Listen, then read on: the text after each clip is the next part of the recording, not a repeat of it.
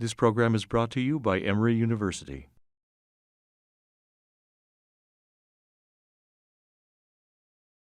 Good morning, everyone. Welcome to Heart and Vascular Grand Rounds. Hope everyone had a great weekend.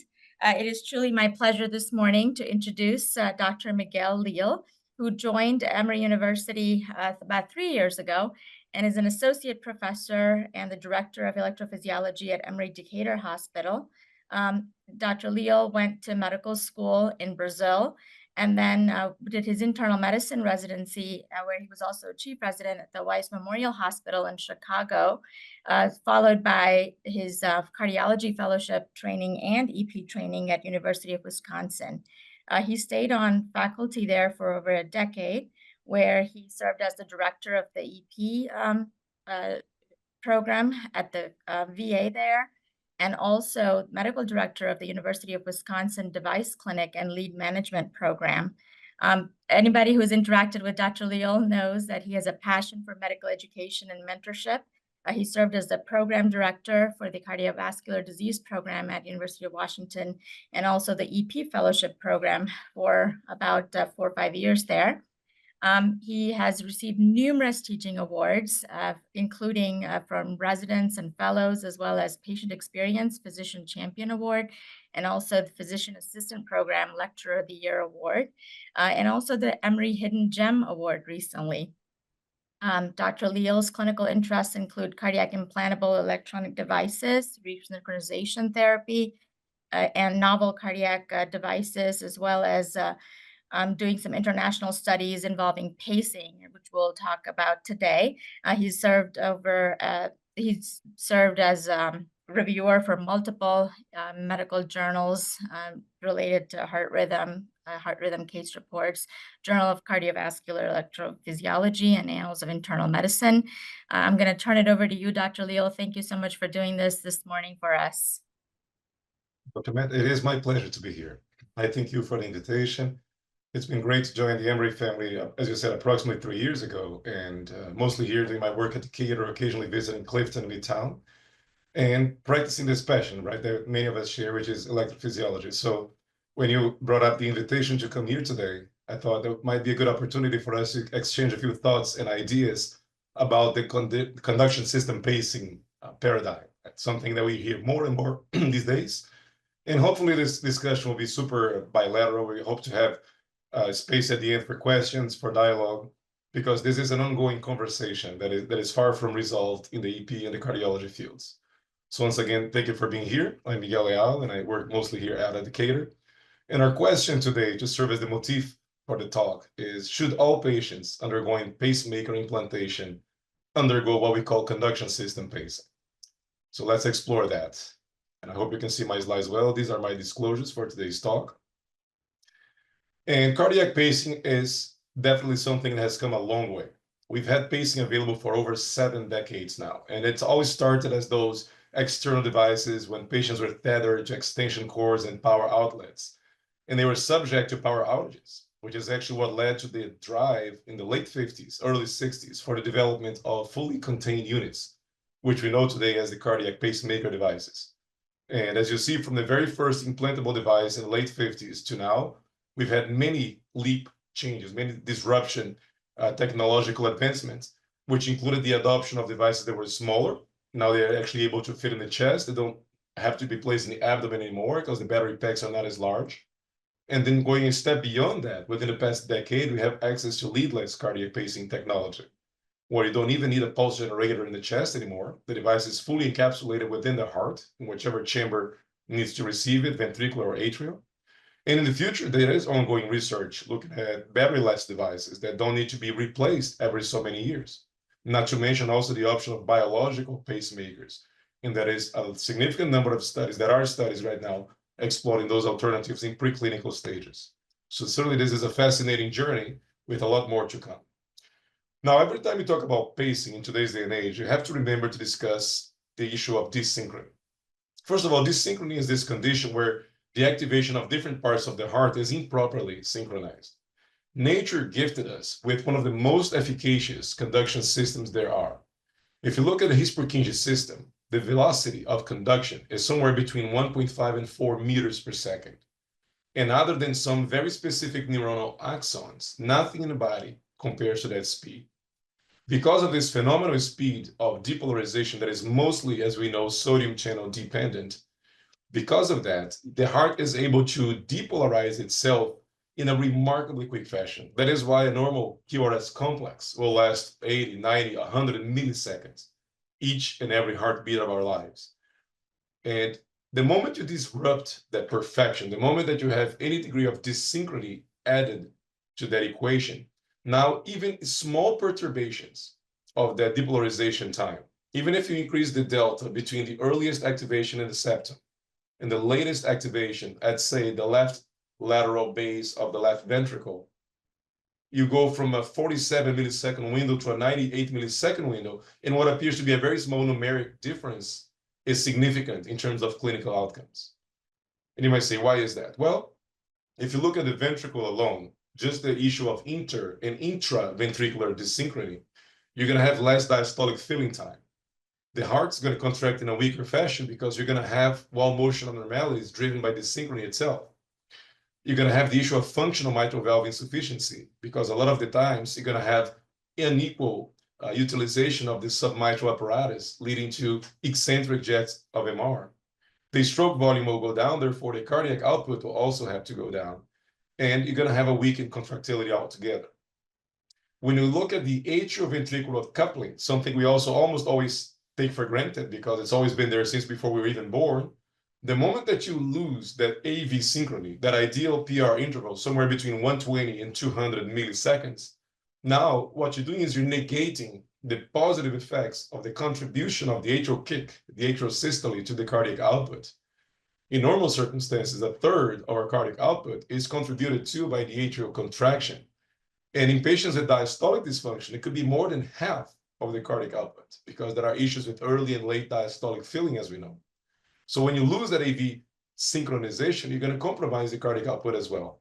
In addition, if you have too long a PR interval, those patients with extreme first-degree AV block, those patients with a PR interval of 300, 350 milliseconds or more, now you're going to have diastolic mitral insufficiency. And those of us who are familiar with cardiac imaging studies, you can see that on Doppler waveform. So that is also a concern, which often makes patients quite symptomatic and super unhappy about how their quality of life is. This is something that I'm not at all an expert in, but I know many people in this call are, folks who are specializing in cardiac imaging. But we have learned over especially the past 2 decades that the more homogeneous cardiac contractility is, and now this is measurable in very objective terms, the better outcomes tend to be clinically for patients. And again, this is just to show extreme cases of normal contractility and significant dysynchrony.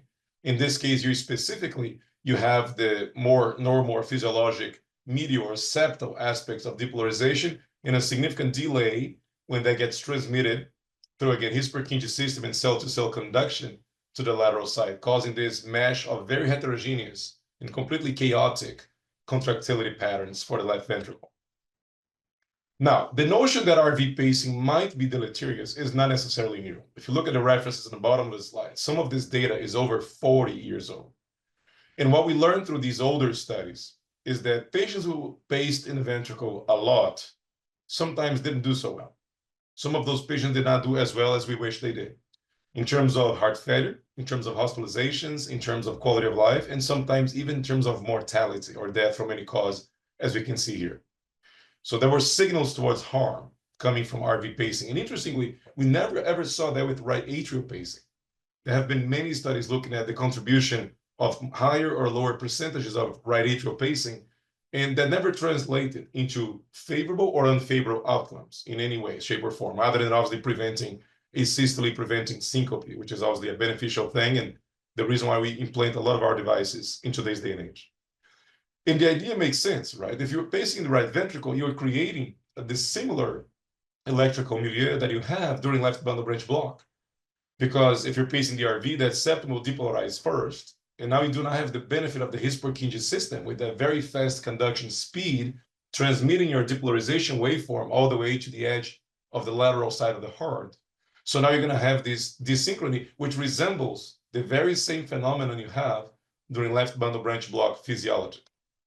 So the idea was, let's add a lead to the left ventricle. And we do so by cheating a little bit. We go epicardially through the coronary sinus tributaries, and we aim for that ideal lateral or posterolateral location to create significant separation between the RV and the LV pacing leads. And with that, we create this concept of CRT, or cardiac resynchronization therapy. And this is something that happened exactly 25, 26 years ago.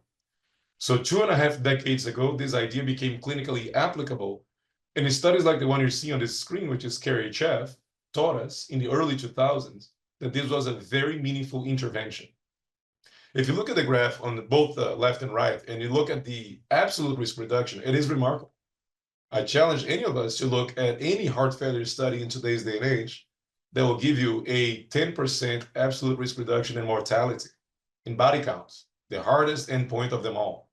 So when CRT came to be, and studies like Companion, Carrie Chap, Raft, and many others substantiated that notion that resynchronization could be achieved by pacing the left ventricle, this was definitely a game changer in electrophysiology.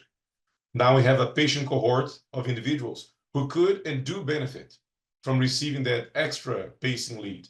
Again, located through the coronary sinus tributaries, typically posterolateral, lateral tributary, depending on the patient's anatomy, of course, and allowing for those two leads to do the job, to get the heart synchronized or resynchronized by artificial means, trying to mimic, trying to emulate nature. And the results were certainly impressive. And that is how CRT became the standard of care for treating heart failure patients with defined dysynchrony, either because they had a native left bundle branch block pattern, or because they had a pacemaker or a defibrillator that happened to be pacing the right ventricle a lot. So those patients received class 1s and class 2A indications for this type of therapy. One thing that now we have to talk about, which segues directly into it, is this concept of pacemaker-induced cardiomyopathy. First of all, what is it? There is no universal definition, but if we try to get all the clinical studies and publications on this topic, and there have been many in the last 4 to 5 years, there appears to be a consensus, a relative consensus, that this entity, first of all, it is real, it does happen, it's not a byproduct of anybody's imagination, and it typically happens if you have a significant decrease in left ventricular performance, defined as 10% or more of left ventricular ejection fraction decline, resulting in an ejection fraction that is less than 50%. So if you go from 70 to 60, it does not really count. But if you go from 55 to 45, it would. In the setting of elevated RV pacing. And that is a very controversial topic by itself. So I'm giving you a range, 20 to 40%. If you ask 10 electrophysiologists in the street, how much RV pacing is too much, you'll get different answers. The most aggressive ones will say 10% is already a lot. The more conservative ones will say around 40. In all fairness, the initial studies used 40, the more recent studies have used 20, but the notion is there. If you're pacing the RV a lot, you might expose yourself to the risk of a pacemaker-induced cardiomyopathy. So let's look at some studies that specifically focus on this clinical question. This one, as you see, dates from 2014, is one of the first larger studies looking at the natural history of this disease. So this was a retrospective analysis of patients that received devices over the first decade of this century, and a large number of patients, which made this study very commendable, 1,750 of them. And almost 20% met criteria for pacemaker-induced cardiomyopathy along the lines that we just discussed. Notice that this was a significant decrease in left ventricular ejection fraction. It was not just a subtle visual impression. These numbers declined significantly over a follow-up of 3 years. And when they looked back into which patients did worse, which patients appeared to be vulnerable to more risk, they were male. They had a lower baseline LV function. For instance, 55 at start was worse than if they started at 60 or 65. And their baseline QRS complexes already showed some degree of conduction impairment. In other words, intra or interventricular conduction delay. And the way you measure that is the good old-fashioned QRS complex duration, which again was found to be 115 milliseconds or more in those patients who became more vulnerable to developing pacemaker-induced cardiomyopathy. So please remember this number, 19.5%. It does sound like a high percentage, right? That's 1 in 5 patients receiving a pacemaker. And again, pacing a lot. Just to make that important statement, this is not all receivers. Those are patients who receive pacemakers and do pace a lot in the ventricle. Again, 20 to 40% of RV pacing or more. Let's fast forward approximately 5 years. Now here comes another publication. This time a single center study looking at a little over 150 patients who received either single or dual chamber devices, and these people had preserved LV function at baseline. Notice that about a fifth of them had elevated pacing burden, and 16% of the patients developed a cardiomyopathy. And those were the predictors: male sex, again, striking again, and wide paced QRS complexes. This is interesting. This is not wide QRS complexes at baseline. This is not the wide intrinsic QRS as the previous study, but this is a wider paced QRS complex, suggesting that the RV pacing lead was placed a little bit far away from the His-Purkinje system. It took a little while for that depolarizing stimulus, for that evoked potential to reach the conduction system, which resulted in an ugly-looking wide QRS complex. Notice that the time to develop the condition ranged anywhere between half a year and 3-4 years. In this case here, 12 to 72, so technically up to 6 years. So a very wide range. And there was seemingly no difference if the lead was placed in the apex or the septum, which generated a few raised eyebrows. So this study came out. Because at this point in time, we're starting to think in the electrophysiology community, the reason for the patients who don't do so well is because we're putting that lead on the apex, which we shouldn't be doing to begin with, because the apex is thinner than the septum for certain. It has a high risk of perforation, a high risk of causing pericardial effusions, and it's certainly not the best location for quote-unquote physiological pacing. But this study showed that there appeared to be no significant difference if the lead was reportedly placed in the apex of the right ventricle or the interventricular septum on the right side. And then more than a third of these patients ended up receiving an upgrade to a cardiac resynchronization therapy system, either with or without defibrillation capabilities. So either a biventricular pacemaker or CRT-P system, or a biventricular defibrillator or CRT-D system. So again, another number I ask you to remember, 16%. The previous study was 19, this is now 16. Let's fast forward a few more years. Now we're getting into the current decade, and we look at another study, adult patients 18 to 59 years old, again, recipients of single or dual chamber pacemakers at a single center over a span of several decades. And they were able to identify 325 patients who met the definition criteria for PICM, for pacemaker-induced cardiomyopathy, over 11 years of follow-up. So the beauty of this study was a very long follow-up window to try to understand the natural history of this disease better. We learned from this study that in this specific patient cohort, 11.7% of the patients developed pacemaker-induced cardiomyopathy. So I'm going to go back these slides intentionally and forth just to remind the numbers. We had 19.5%, 16%, 11.7%. Now, for the 11.7% study, they studied 3 out of 3.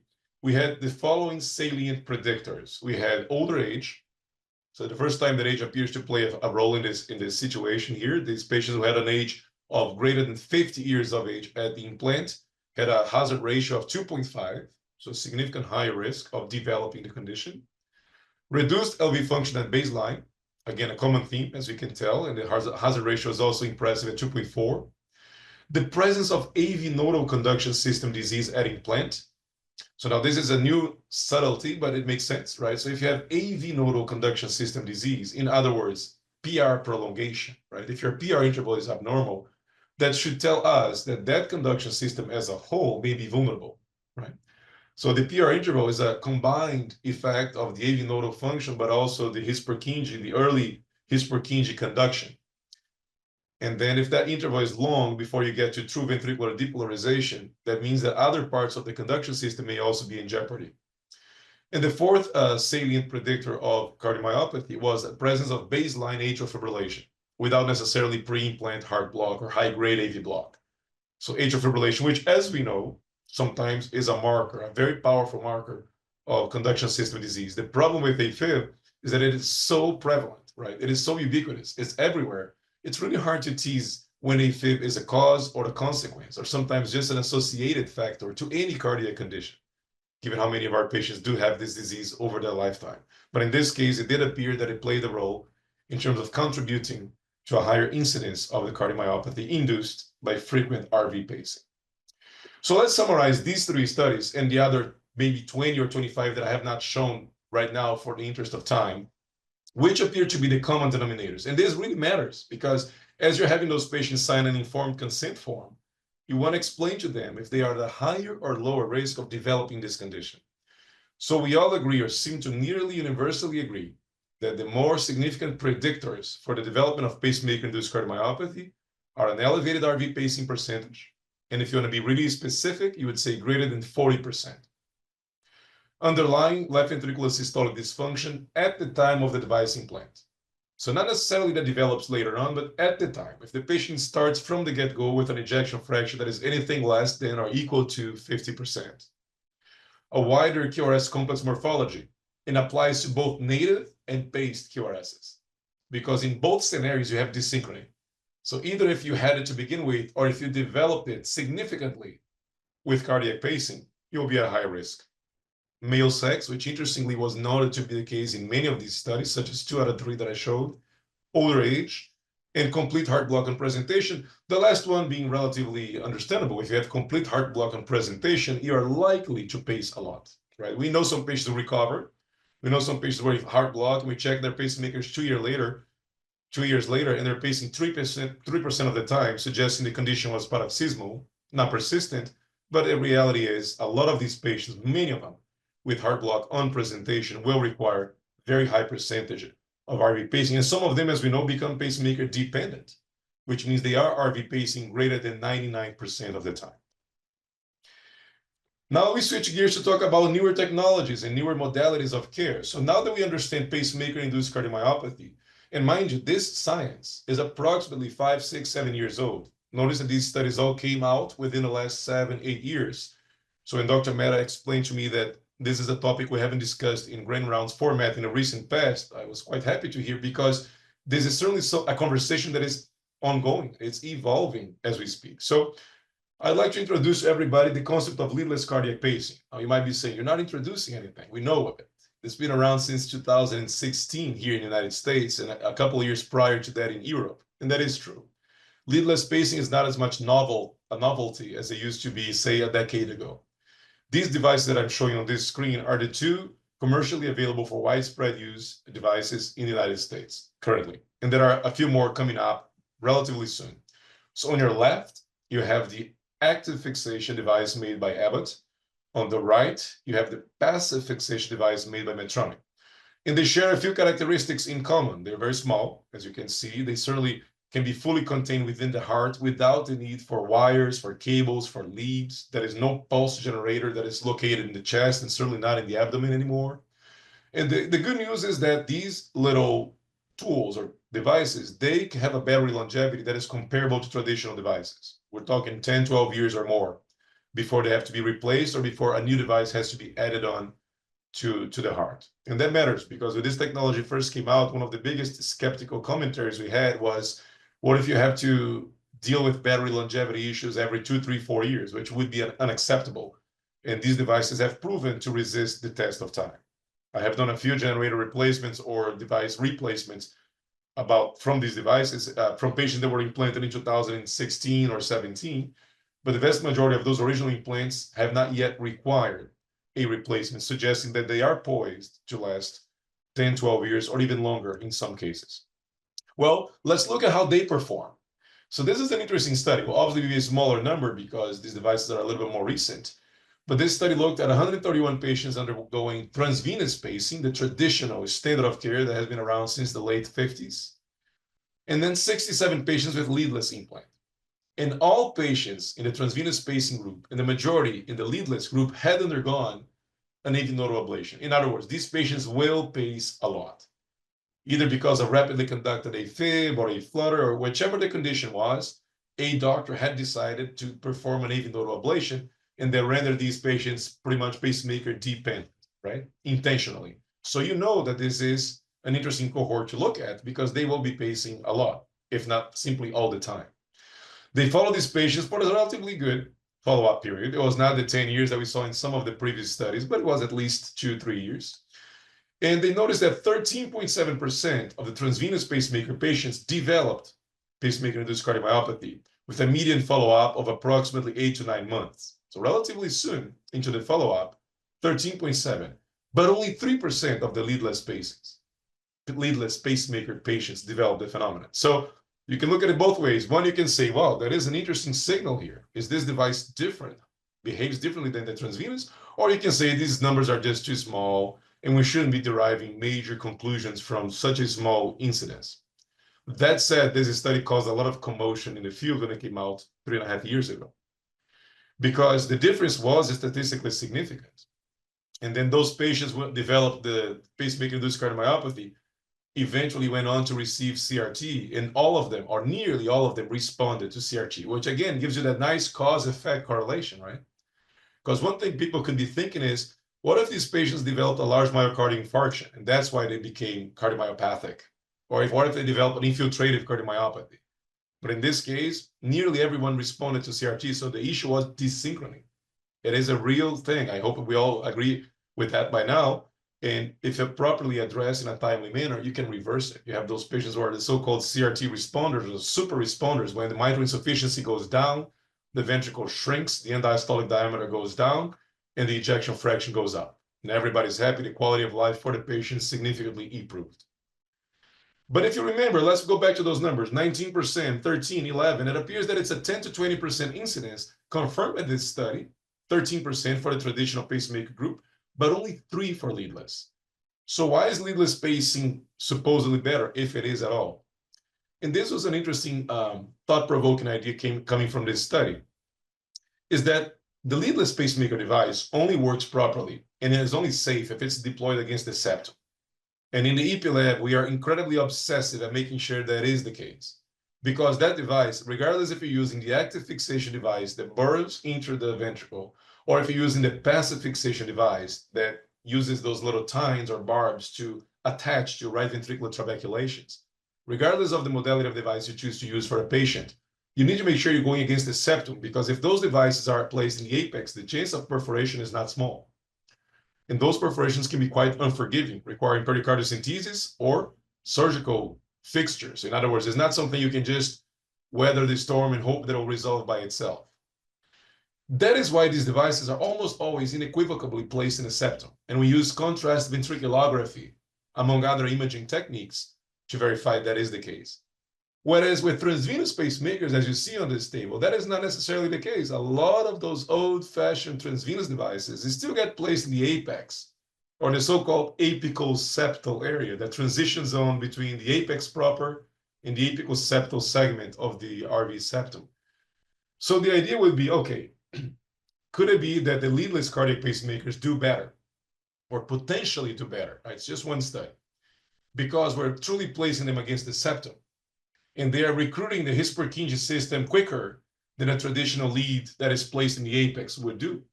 So could that be the explanation why these patients appear to do better? And let me bring you yet another thought-provoking event on top of that. Look at these 2 X-rays here. This is a leadless pacemaker on the left that was placed in the so-called lower septum.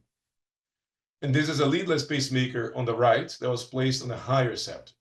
It's the same device, different patients, of course. And one of them received in the lower half of the interventricular septum, the other one on the top half, but not in the RVOT. You definitely do not want to implant these devices on the smooth surface of the right ventricular outflow tract, because that would also be grounds for perforation.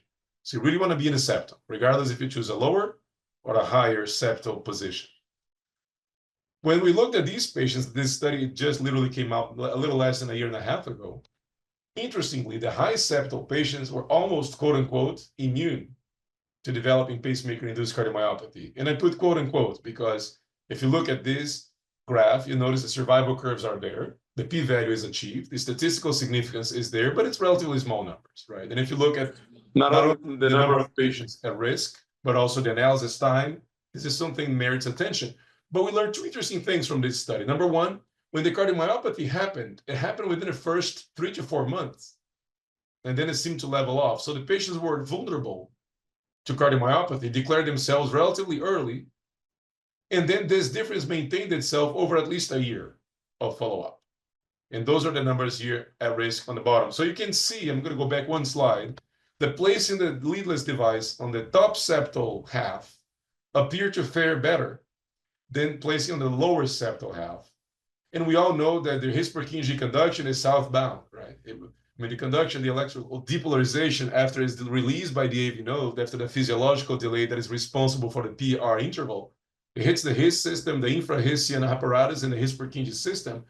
And it goes that way. So if you place the device in a higher septal location, guess what's in there? The earlier segments of the His-Purkinje system. So it makes physiological sense to imagine, to extrapolate these findings into what might be a potential hypothesis that placing these devices closer and closer to the conduction system will only have the patients fare better, will minimize the incidence of pacemaker-induced cardiomyopathy, which already appears to be low with these devices, right? So these are the agreed upon truths thus far. Let's make a little pause here. We're about 2/3 into this talk. And before we open up the two questions, and I hope we can discuss this in more detail together. But we all agree that cardiac pacing therapy saves lives. We all have had dozens of patients for whom pacemakers were essential. Right? It really helped them, either if it was to prevent syncope or to improve their cardiomyopathy. There's a variety of indications, right? The compendium of pacemaker guidelines is well over 150 pages for a reason. This therapy is well established. And it has been so since, 7 years ago now. So no question about that. But minimizing unnecessary RV pacing is key whenever possible. And that is why for the last 2.5 decades, these pacemakers have algorithms that are intentionally designed to test for intrinsic AV conduction every so often. And to, if enabled that way, if programmed that way, to maximize intrinsic AV conduction. Pacemakers nowadays are smart enough to only work if they really, really have to. That obviously does not apply to biventricular pacemakers, who are intentionally told to work all the time to achieve CRT, or cardiac resynchronization therapy. But if a device is a single or a dual chamber device, they should have built-in algorithms in today's day and age, regardless of the company who makes them, to prevent unnecessary RV pacing whenever possible. Now, some patients, we also agree upon this. Some patients are exposed to a high risk of cardiomyopathy caused by pacing. And it appears that for all patients, for all comers, this is about 10 to 20% in most series. So now we have a number to quote when we're consenting patients, when we're obtaining informed consent. Somewhere between 10 and 20% of those who pace a lot, and I'm going to emphasize that, it's not all pacemaker recipients, for those who pace in ventricle a lot. If you look at all comers, that number is remarkably small. I'm sure that you must be thinking, boy, I have 280 patients with pacemakers in my practice. Maybe 1 or 2 of them became cardiomyopathic. That is true. Because again, a lot of patients pace very little in the ventricle to begin with. But for those who pace a lot, 10 to 20% of them are at risk of developing this cardiomyopathy. And some of the predictors, just to reiterate the point, elevated pacing burden, defined as greater than 40% of RV pacing, left ventricular systolic dysfunction at baseline, wider QRS complex morphology, regardless if it's native or paced QRS complexes, and male sex. And then the very last agreed upon truth is that leadless cardiac pacing may, and the emphasis is on the word may, be associated with a lower incidence of cardiomyopathy, possibly due to more strict adherence to septal positioning by us, electrophysiological implanters, right? EP docs. We really are very obsessed, as I said before, at placing those leadless devices against the septum. And we typically will use imaging modalities in contrast in a way that we normally would not in a traditional device. So that may explain some of that apparent advantage that leadless cardiac pacing may have over traditional transvenous pacing. But then let's talk about the elephant in the room. You might say, hold on a second. Why don't we just pace the conduction system then, right? So if it appears that the problem comes from going far away from my very specialized His-Purkinje network, why can't I just place my RV pacing lead on the His-Purkinje system and then resolve everything? Now, this is not a novel concept. This has been around for over 2.5 decades, but in all fairness, gained significant traction in the last 8 to 9 years. I remember there was a Heart Rhythm Society meeting approximately 5-6 years ago when this is all we talked about. Conduction system pacing, His bundle pacing became again en vogue. And then the idea is when you're pacing with the His bundle system, you want to replicate a pacing morphology that looks very similar to what a native, narrow, healthy-looking QRS would look like. And it just so happened that the first studies showed that that was actually achievable. So look at this graph here. So for all patients or for patients who pace a lot, it appears that His bundle pacing maintained that ejection fraction over time. Even improved it, but in a non-statistically significant manner. So let's call it maintained. Whereas RV pacing, the traditional RV pacing, caused a decrease, which was even more pronounced if you paced a lot. Again, cause-effect correlation, right? The more you pace, the worse the ventricle appears to get in some vulnerable patients. So why don't we just do that? Well, it is true that there was a decrease in death and at the combined endpoint, I should say, of death or heart failure hospitalization with his bundle pacing. There's a study published approximately 6.5 years ago showed that regardless if you looked at the on-treatment intention to treat or intention to treat analysis, in both series, you have a significant decrease of mortality or hospitalization attributable to heart failure if the patient received his bundle pacing lead. Now, the problem with the his bundle pacing lead is twofold. As we know from anatomy back in medical school, the his bundle is insulated, is protected by a very thick fibrous capsule. And in addition to that, if it's that insulated, if that lead has to be in that very specific location, you don't have a lot of room to negotiate. The lead could be in a frail position and dislodge. So those two things became the Achilles heel of his bundle pacing, which is what? The high capture thresholds. These were high mileage, quote unquote, pacemakers. They required a lot of energy to capture the his bundle and enable physiological conduction system pacing. So we saw batteries that were expiring in 2, 3, 4 years. And it's interesting. Some patients would say, oh, my neighbor has a pacemaker that lasted 10 years. Why is mine only lasting 4? And they had a much more sophisticated, right, pacing system. But as far as what they care, they're going through battery changes every 4 years. And battery replacements are not innocuous. We all know patients who have miserable complications related to infection and bleeding just by undergoing a pulse generator replacement. So we try to avoid those too if we can. So all the way from China and then moving to the Western Hemisphere, left bundle branch area pacing became an option, which is, okay, if the his bundle is so insulated by connective tissue, why don't we attack, quote unquote, a more vulnerable area of the conduction system, aka the left bundle? And as we know from anatomy, the left bundle branch bifurcates into the left anterior and the left posterior fascicles, right? The left anterior fascicle kind of parallels the circumflex artery and the coronary sinus in the AV groove towards the lateral edge of the mitral annulus. And the left posterior fascicle kind of mirror images the right bundle branch on the interventricular septum on the left side.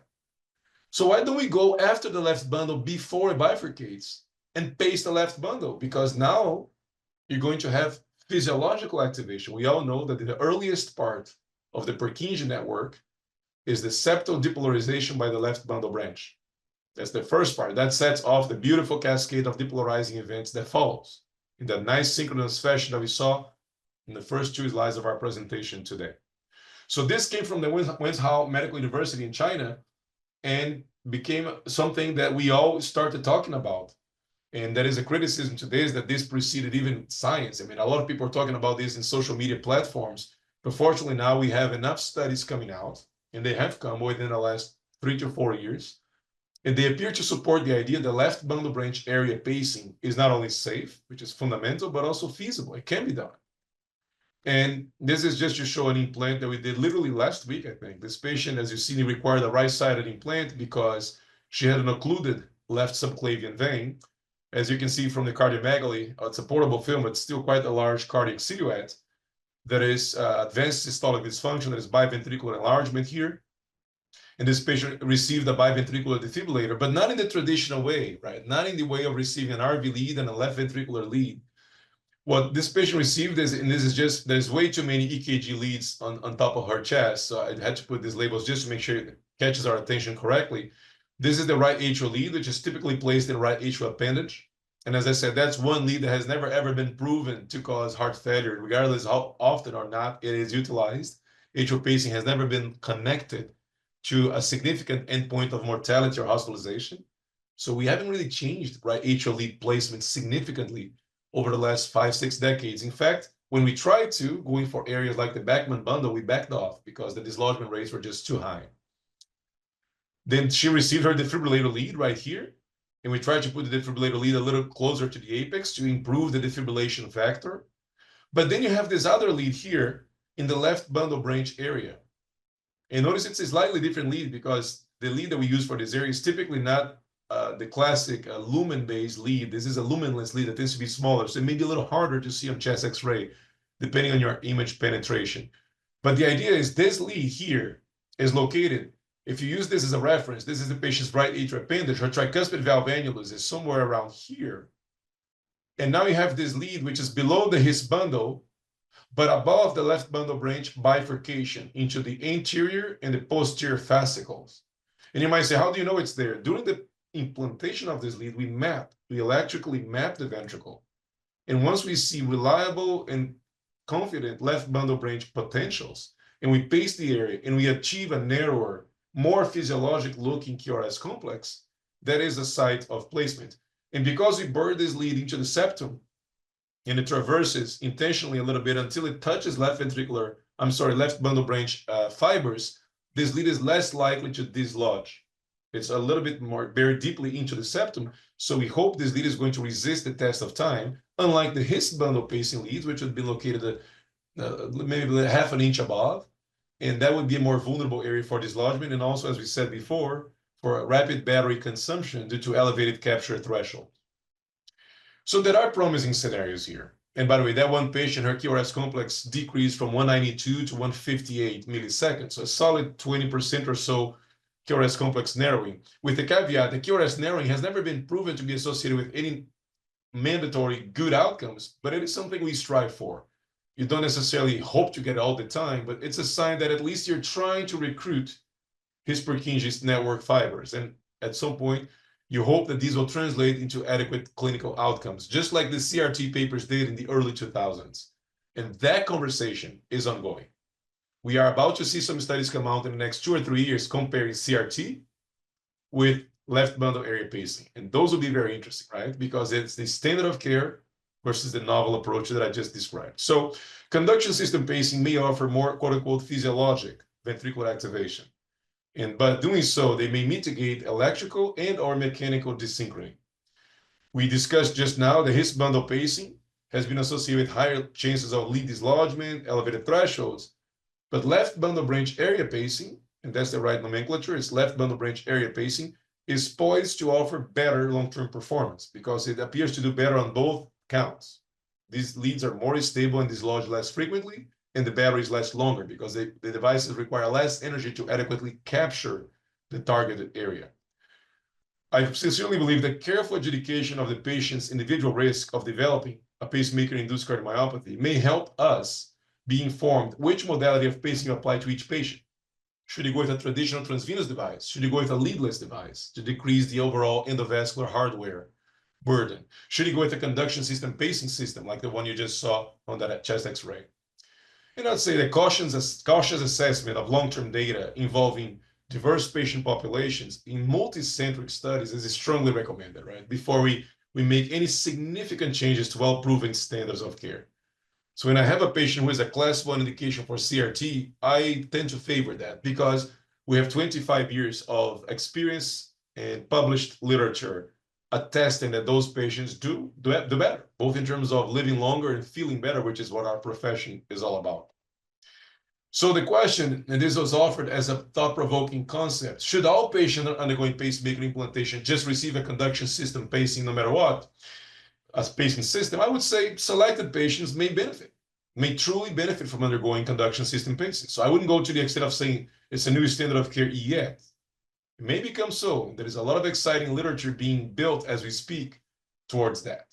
So we've all seen this curve, right? Regardless if you are a very early adopter, an innovator, or a very late adopter, such as skeptical, and most of us tend to hover ourselves. It's funny, there was a survey in the electrophysiological field, and it was determined that somewhere between 18 and 20% of EP docs are early adopters. The majority is not. So I guess we consider ourselves somewhere between visionaries and pragmatists. And regardless if you are an electrophysiologist, an imaging specialist, a heart failure transplant, interventionalist, a preventive colleague, we all have our own speed of adopting new data and new concepts, right? And I don't think there's anything wrong with that, as long as you stay consistent and try to stay up to date. So when it comes to conduction system pacing, this is a time where we're all finding in our little internal barometer where we stand in that curve.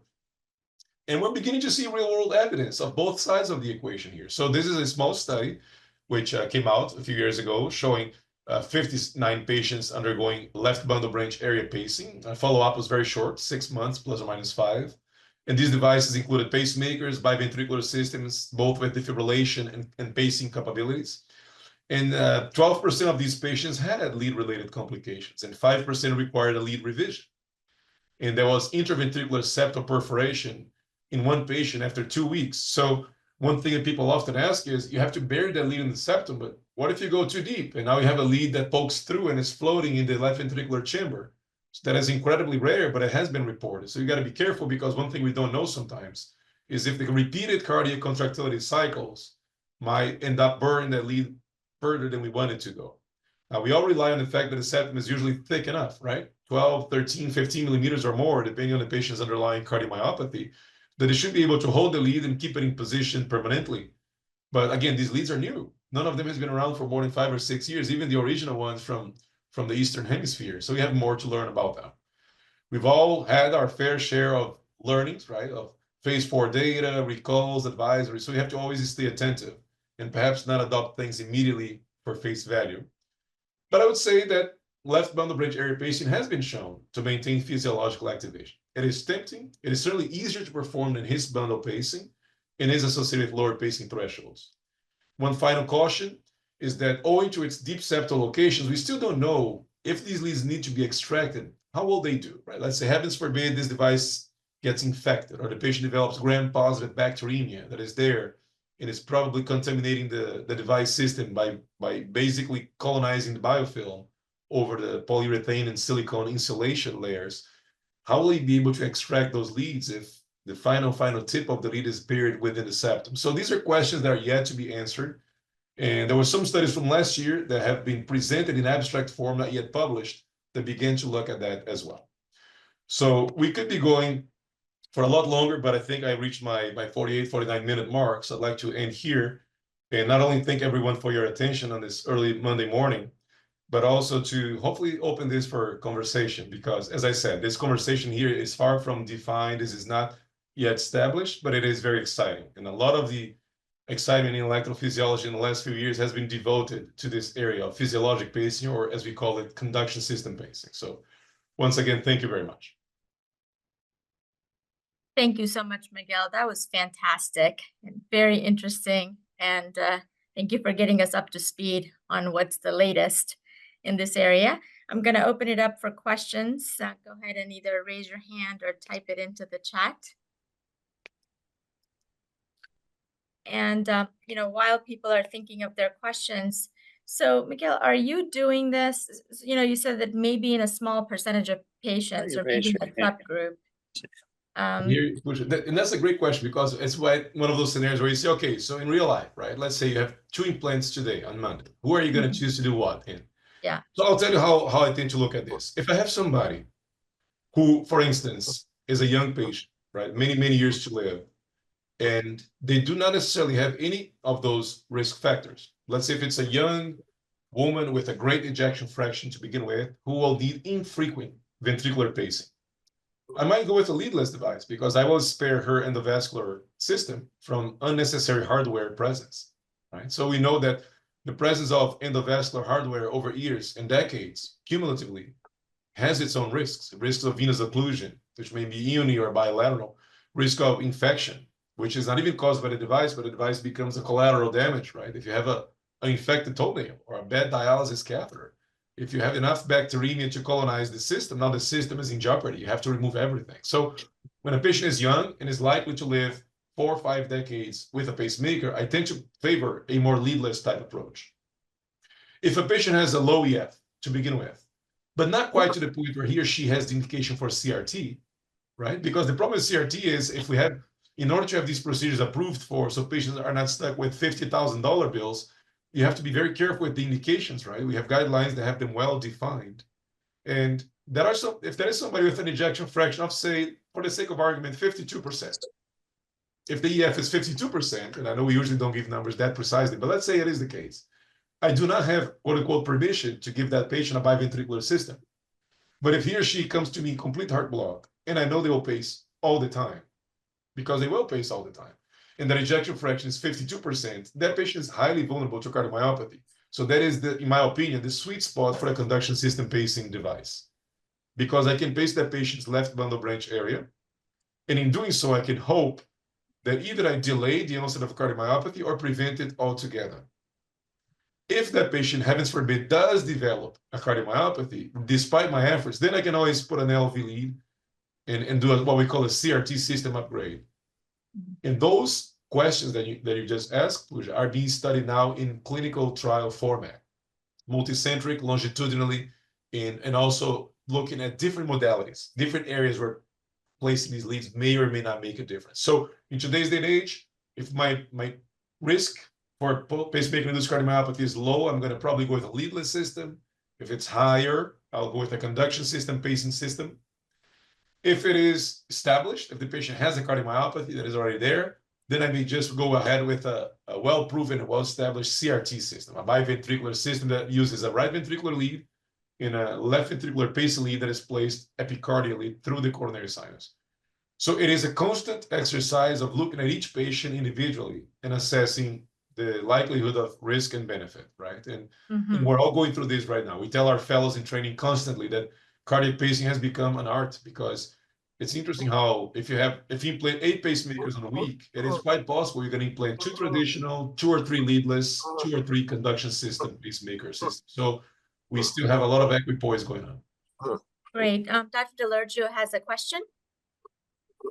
Thanks, Miguel. I really enjoyed the presentation. Yeah, I would agree that it's really been a big breakthrough for us, and I've been very impressed with it.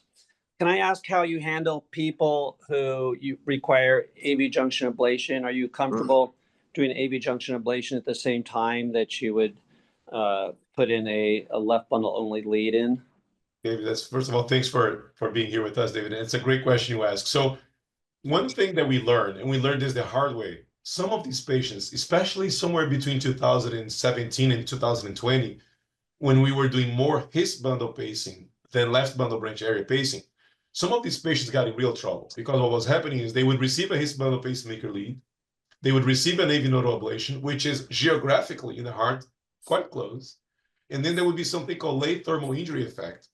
And now the area where you place your lead is no longer viable. It is no longer leading to myocardial capture, and these patients are having asystole-related complications. So Dr. DeLurgio's point is very well taken, because we learned the hard way, when I say we, the Royal, we, the EP community worldwide, that it was not a good idea to implant a his bundle pacing lead into a ablate AV node, because now that patient is going to be dependent on a lead that is already in a very vulnerable position, made even worse by your AV nodal ablation efforts, right? So now the question that Dr. DeLurgio asked is, how about the left bundle branch area pacing, right?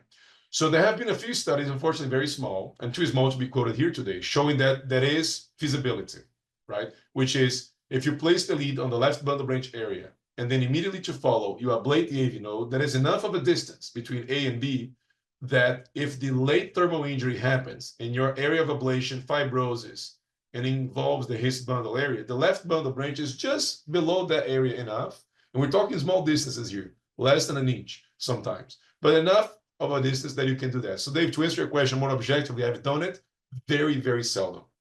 Very seldom. So if you look at my last 20 AV nodal ablation patients in the last 3 years, I can think of 2 of them in whom I implanted a left bundle branch area pacing. And I'll tell you 2 reasons that made me do that for those patients. Number one, they had inability to receive a left ventricular lead. So there was some geographical, some anatomical reason why we couldn't place a left ventricular lead, or in one of those patients, it was because there was a very reliable escape. The patient had a very reliable low junction escape, 44, 45 beats per minute.